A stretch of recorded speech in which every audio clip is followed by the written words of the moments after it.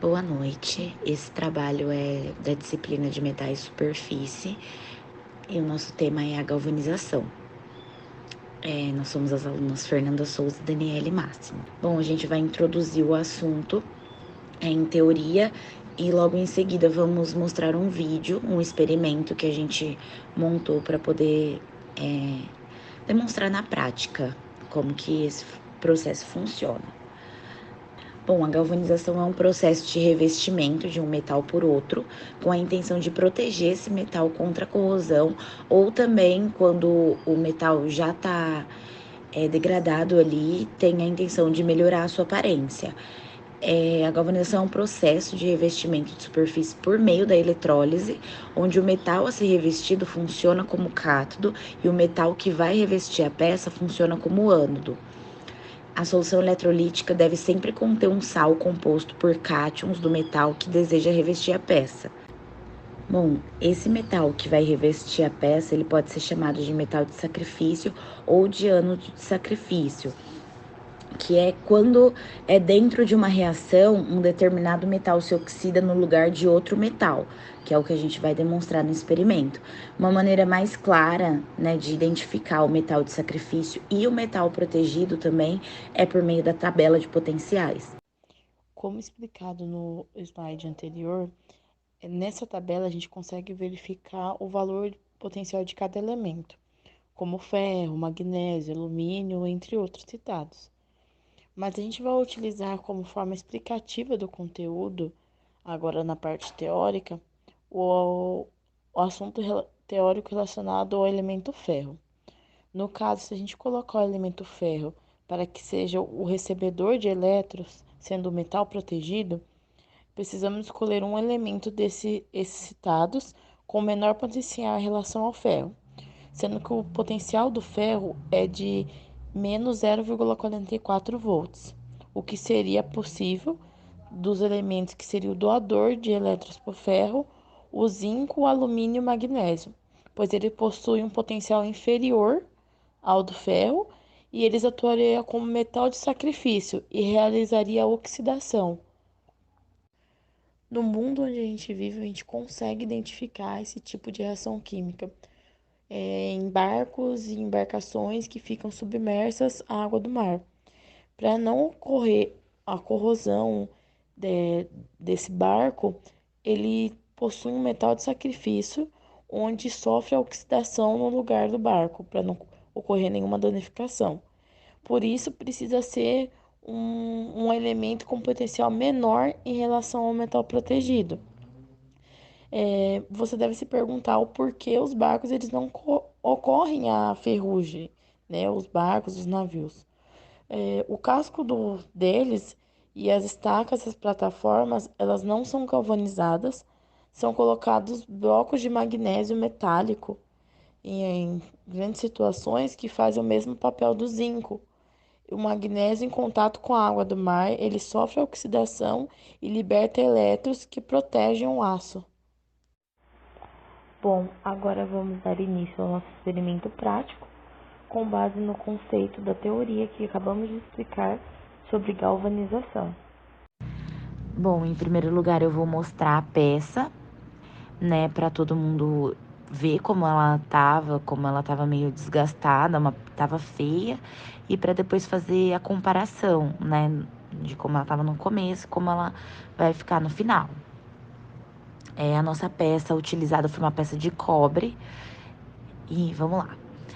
Bom, no primeiro becker, a gente preparou uma solução aquosa de hidróxido de sódio 1 mol por litro, que vai representar a etapa do desengraxe. Na indústria, essa etapa ela é responsável por remover óleos e gorduras, né, provenientes de processos anteriores, como, por exemplo, a usinagem.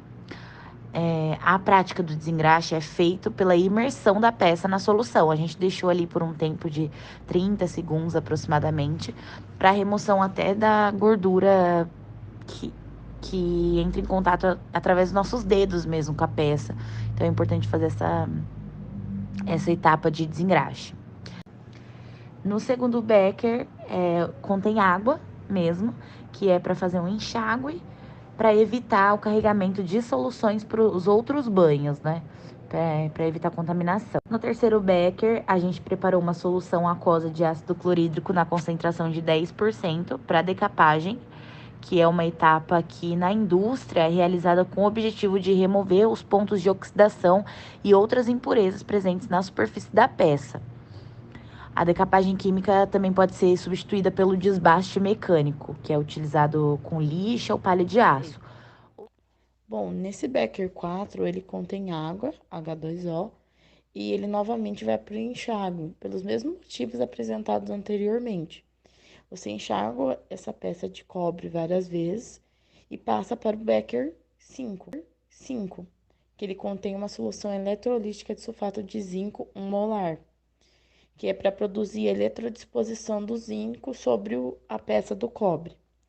O processo ele é realizado com o fornecimento de uma corrente elétrica, que é a fonte que a gente utilizou nesse caso, e para esse caso foi utilizada essa fonte a 9 volts e possui uma energia suficiente para a reação ocorrer. Aí o fio preto ele é conectado ao polo negativo da bateria e essa outra extremidade é conectada à nossa peça, que será galvanizada, que é o catodo. No caso, é a peça cobre.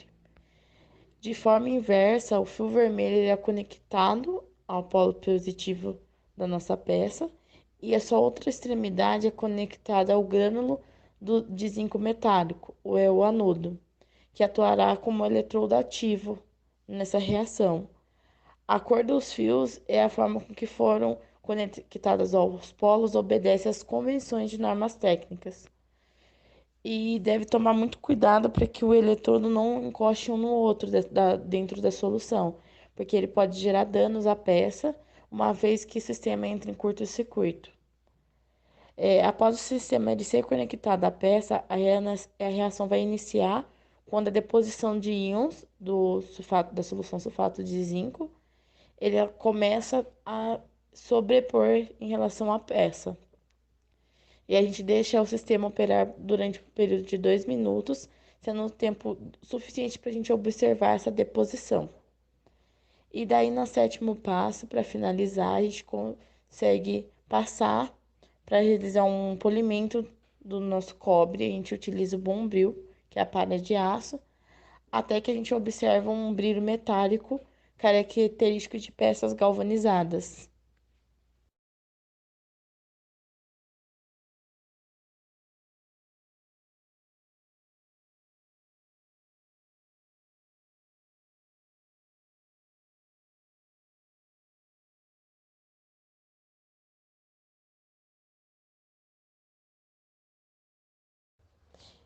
A galvanização que a gente utiliza no experimento é uma galvanização a frio. A gente utilizou a peça de cobre, mas a gente poderia utilizar o zinco, o níquel, o latão, o ouro, bronze, cromo e assim por diante.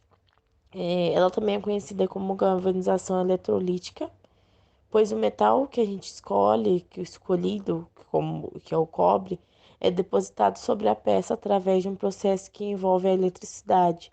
Por isso que a gente utiliza a fonte. E esse processo ele se chama eletrodeposição de metais, porque trata de uma corrente contínua que ela é forçada a passar pelos eletrodos e pela solução, fazendo com que o metal que dá o revestimento ele seja ligado ao polo positivo para promover a sua oxidação, repondo na solução os cátions do metal eletrodepositado no objeto condutor ao polo negativo. E, por fim, conclui-se que, além de correlacionar a química com materiais e objetos do cotidiano, como a gente citou para explicar em relação aos barcos e navios, a gente pode se enfatizar a aplicabilidade nas indústrias, estabelecendo relações mais próximas entre o conhecimento científico e o mundo real, ou seja, entre o conceito e o contexto. Agradecemos a atenção de todos. Muito obrigada.